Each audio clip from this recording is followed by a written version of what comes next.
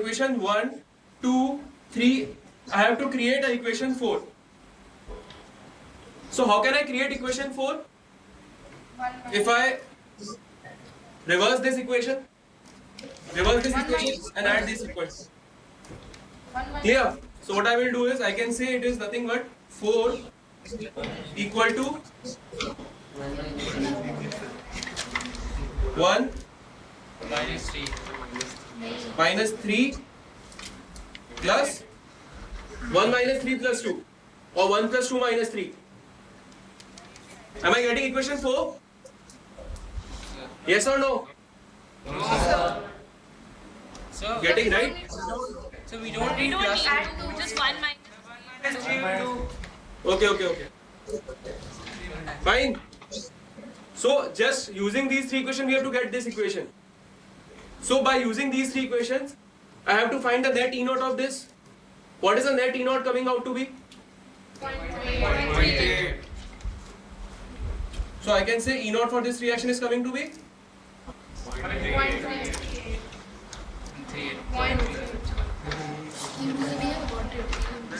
0.38. So I can say this is positive and hence the reaction is spontaneous. So what we can say? Cu will disproportionate. Clear? Okay. Now listen. This is very important topic which we are going to just cover now. Up till now what we have done is the basics. Now for doing what we are going to do ahead, you should be very clear with the basics which we have done. So we have spent a fair amount of time in studying what is cathode, what is anode, whether the cathode which we have taken is fine or not, determining the E naught values. Okay. Now what we will do is, suppose a reaction is given to me. Say this reaction is given to me and say all of them are, this is the reaction which is given to me.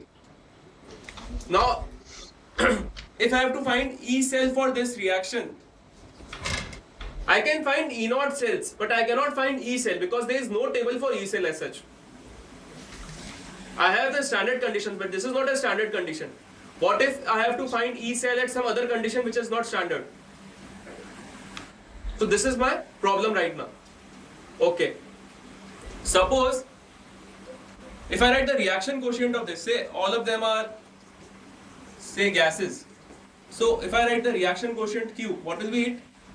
Say they are all liquid. Concentration of C to the power C, D to the power D, A to the power A, B to the power B. This everyone knows? Don't write, listen first. See, you should listen to the concepts first before copying them. Okay? So this is the reaction quotient Q. Now what we have done in thermodynamics is delta G is equal to delta G naught plus RT ln Q. This we have done. Yeah. Shouldn't it be aqueous because liquid will be 1.1. It is not solid as such. I have taken it liquid because I have taken the concentrations. If I said it was gas, then I have to take partial pressures. That's why I written liquid. It is not solid. Solid has to, activity should be 1. Liquid will also be 1, so we should take it Say aqueous. it is in solution phase. Say aqueous. It is fine now? Yes. Now it is fine? I wrote this because I was writing concentrations. They cannot be concentration for gases. For gases you have partial pressures. That is the only difference. Now you are fine with it? Yes, sir. Okay. Now carefully listen to what I am saying. Don't copy, first listen. This we have done in thermodynamics. Delta G is equal to delta G naught plus RT ln Q. Yes. Okay. What we just learned was delta G will be minus N into F into E. Delta G naught will be minus N into F into E naught cell. This is E cell and this is E naught cell. E naught cell I can find because I have been given a table. Plus RT ln Q. So what I can say, E cell is equal to E naught cell minus RT by NF ln Q. Fine? So if I convert this in log, I will get E cell is equal to E naught cell minus 2.303 RT by NF ln Q. And if I take log Q, sir. And if I take the temperature at 25 degrees Celsius, so at that I will get E cell is equal to E naught cell. See, all these are constant. Did anyone ask?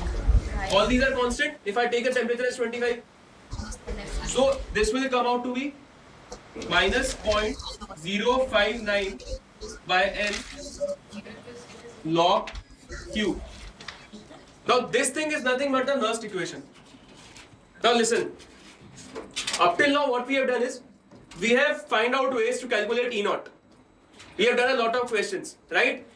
If SRP is given to you, SRP of anode, SRP of cathode, what we will do is SRP of cathode minus SRP of anode to find out E naught.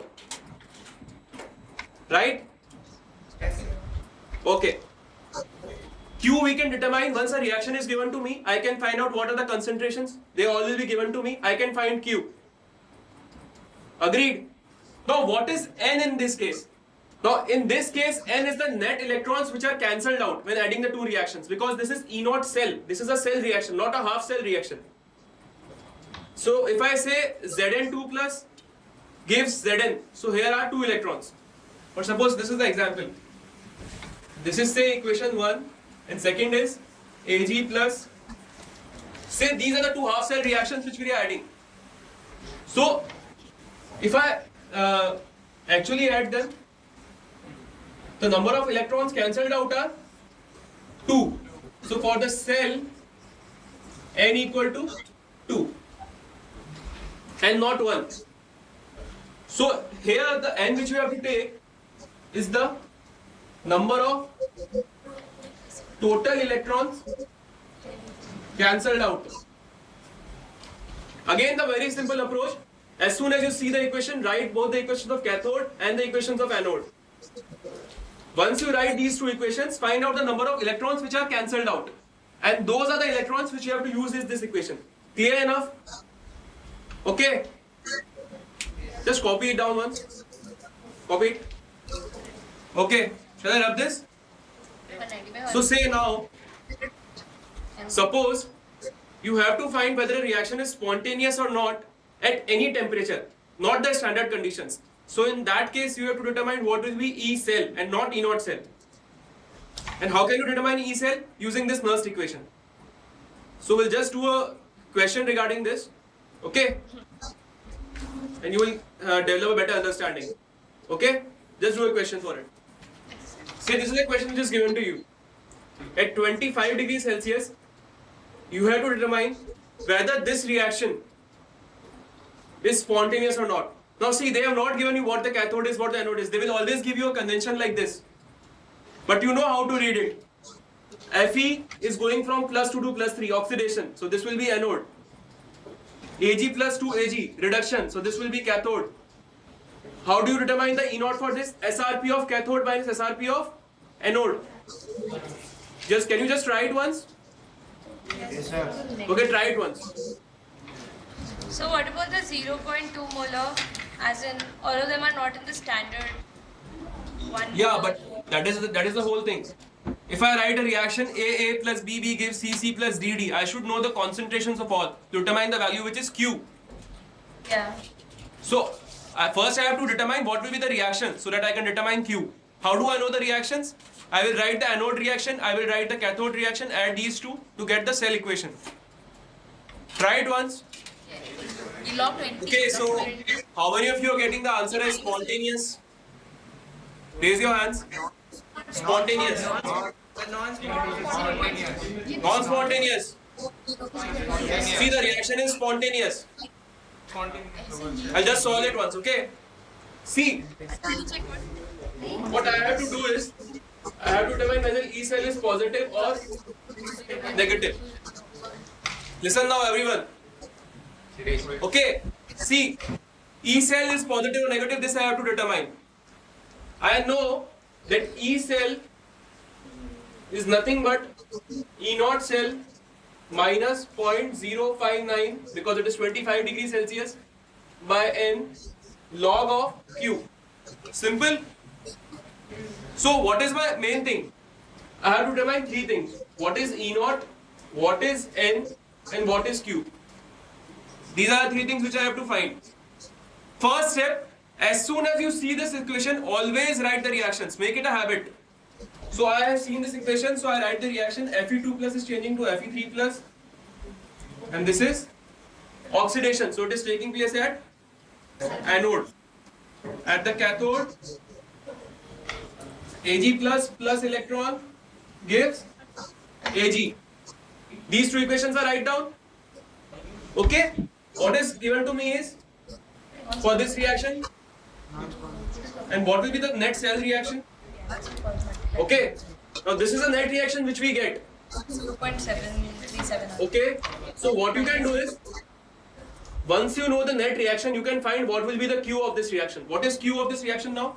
Q is nothing but Fe3 plus into Ag, which is equal to 1 divided by Fe2 plus divided by Ag plus 1. So this will be 0.2 divided by 0.1 divided by 0.1. Simple. Fe3 plus is 0.2, these two are 0.1. So I get this as 20. Simple enough? Okay. So my first step I got Q. Second N. What will be N? The number of electrons cancelled out. So N equal to 1. Clear enough? Okay. Now I have to find what will be the E naught cell. How do we find the E naught cell? SRP of cathode minus SRP of anode. You can always use this fact. You don't have to multiply anything in this case. So once you determine what is cathode, what is anode, you know the E naught values, directly subtract it. What is SRP of cathode? This is the anode and this is the cathode. And these two are the SRP values because Fe3 plus is going to Fe2 plus, so reduction at standard condition, so SRP. Ag plus is going to Ag, reduction at standard condition, so SRP again. What is cathode? This thing is cathode, this is anode. So what is E naught coming out to be? 0.8 minus 0.77 or 0.03 volt. So I got all the data now. I just have to plug in into this formula. So let's plug in. So this will be 0.03 minus 0.059 by 1 log of 20. Clear? Now on solving you will get that this value is coming out to be, how much is coming out to be? Minus 0467.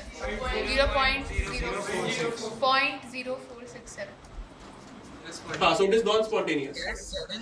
That's 0.4. Actually, in my question I have this data as 1. That's why in that case it was coming out to be spontaneous. If 0.1 you have taken, then this is the answer. Fine? 0.0467. So I can say that E cell is negative. So the reaction is 28. Everyone is clear with the question? See again, just a quick revision of what we did today. First we started with what are type of cell reactions which we did. We started with voltaic cell in which we took anode to be negative, cathode to be positive. And there was some other type of cell which was electrolysis cell in which anode was positive and cathode was negative.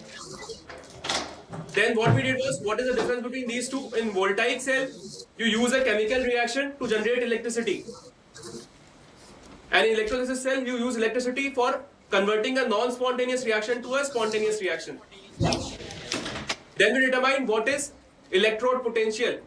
So I said if there was something known as M plus and it is in a solution and you have an electrode which is in the form of M. So difference between the potential of these two, or the potential difference between M and M plus, is defined as electrode potential.